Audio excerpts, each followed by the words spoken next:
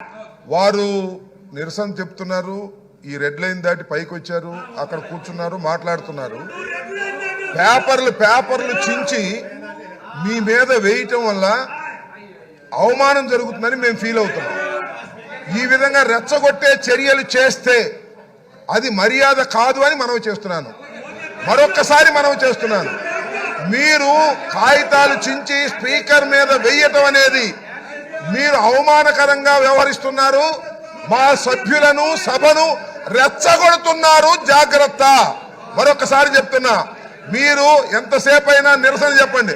మీరు ఇక్కడ కూర్చుని ఎవరు లేరని కాదు, ఊరికి కాగితాలు చింపి స్పీకర్ మీద వేసి అవమానకరంగా మాట్లాడటం, అవమానకరంగా జెక్చర్స్ ఇవ్వటం పట్ల తీవ్ర నిరసన వ్యక్తం చేస్తున్నాం.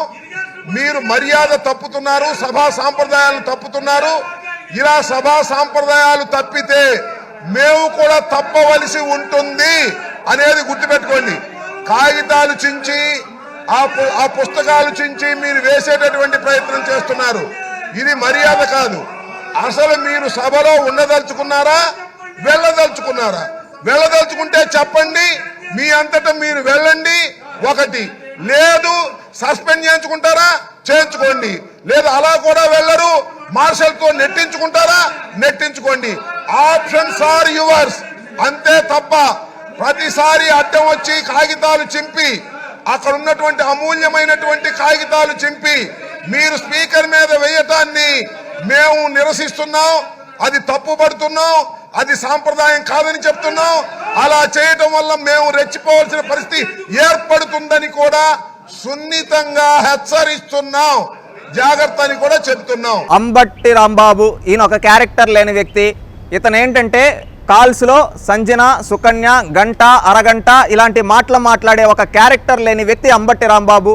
ఇతని నీటిపారుదల శాఖ మంత్రిగా, నువ్వు నీటిపారుదల శాఖ మంత్రిగా సాధించిన విజయాలు ఏంటి అంబట్టి రాంబాబు గారు? ఏ రోజన్నా మాట్లాడగలిగారా? పోలవరం డ్యామ్ ఎప్పుడు పూర్తవుతుందంటే నేనేమన్నా జ్యోతిష్కున్నా అని చెప్పిన చరిత్ర అనేది. ఈ విధంగా నువ్వు నీకు ఇచ్చిన శాఖ గురించి కాకుండా పవన్ కళ్యాణ్ గారి గురించి, చంద్రబాబు నాయుడు గారి గురించి, లోకేష్ గారి గురించి బూతులు మాట్లాడడం తప్పితే నువ్వు సాధించింది ఏంటి? మళ్ళీ అదే సభలో నువ్వు వెకిలి చేష్టాలు చేసావు. అది నీ చరిత్ర.